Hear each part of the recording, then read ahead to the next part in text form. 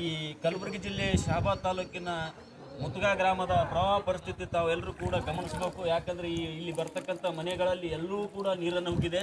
ಆ ಪ್ರಮಾಣದಲ್ಲಿ ಈಗ ನೀರನ್ನು ಶೇಖರಣೆಯಾಗಿ ವ್ಯವಸ್ಥೆ ದುಸ್ತರವಾಗಿದೆ. ಜನರದು ಕಷ್ಟಕ್ಕಂತಕ್ಕಂಥ ಒಂದು ಕಾಲದಲ್ಲಿ ಜನರು ಈಗ ಜೀವ ಕೈಯಲ್ಲಿ ಹಿಡ್ಕೊಂಡು ಕುಂತಿದ್ದಾರೆ.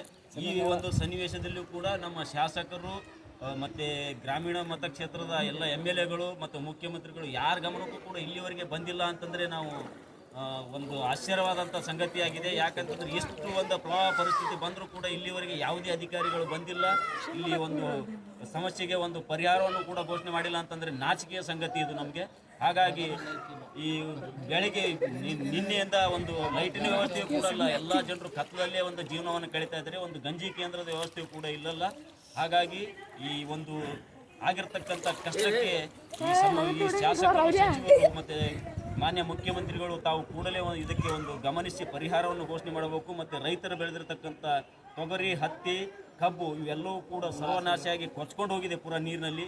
ಹಾಗಾಗಿ ಈ ಭಾಗದ ಜನರಿಗೆ ತಾವು ಕಷ್ಟಕ್ಕೆ ಸ್ಪಂದಿಸಬೇಕು. ಅವರಿಗೆ ಕೂಡಲೇ ಒಂದು ಶಾಶ್ವತವಾದಂಥ ಪರಿಹಾರವನ್ನು ಘೋಷಿಸಬೇಕಂತೇಳಿ ನಾನು ಈ ಸಂದರ್ಭದಲ್ಲಿ ಕೇಳ್ಕೊತಾ ಇದ್ದೀನಿ.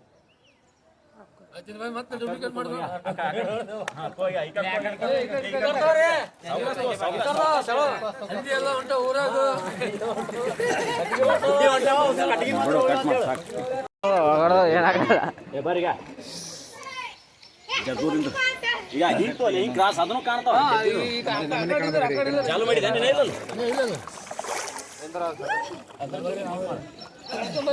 ಹೆಂಗ್ ನಿಲ್ತದ್ರಿ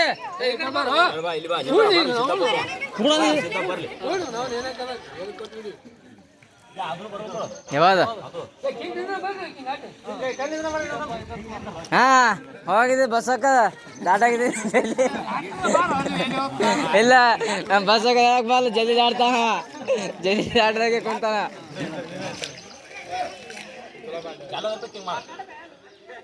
ಓಕೆ ಸೈಕಲ್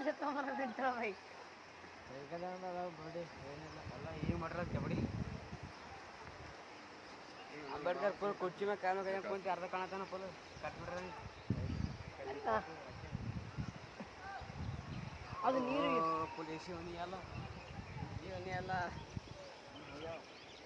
ಅದು ಬೇರೆ ನೋಡಕ್ಕೆ ಕಾಣಿಸ್ತಲ್ಲ ಇದು ಹೇಳ್ತಿಲ್ಲ ಅಂಬೇಡ್ಕರ್ ಬೇರೆ ಕೂತಾನೆ ಕಳ್ಗ ಇವ್ರ ಮನೆ ಬರೀ ನೋಡಿ ಇವ್ರು ಈಗ ಸುಗರ್ ರಾಜಕ್ಕೆ ಬರೀ ಬರೀ ಹೇಳುಗ ನೋಡಿ ಸುಗರ್ ರಾಜಕ್ಕೆ ಬರೀ ಹೇಳುಗ ನೋಡಿ ಎಷ್ಟು ಅಲ್ಲಿ ಬಿಡು ಕಿಲ್ಲೆ ನೋಡಿ ಕಿಲ್ಲೆಗ ಇಲ್ಲಿ ಸೆಳೆ ಇರುತ್ತೆ ಬಿಡು ಕಿಲ್ಲೆಗ ನೋಡಿ ನಮ್ಮ ಮಡ್ಡಿ ಬಲ್ಲಿ ಬಲ್ಲ ಅದಾವ ಅಲ್ಲಿ ಮನೆ ನಮ್ಮ ಮನೆ ಅವು ಮುನ್ನೆ ಇನ್ನೇ ಮನೆಗೆ ಅವು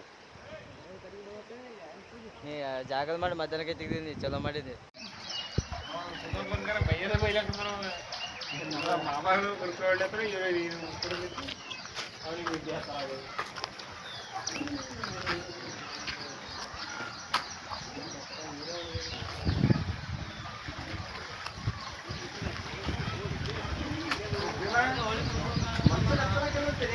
ಯಾಕೆ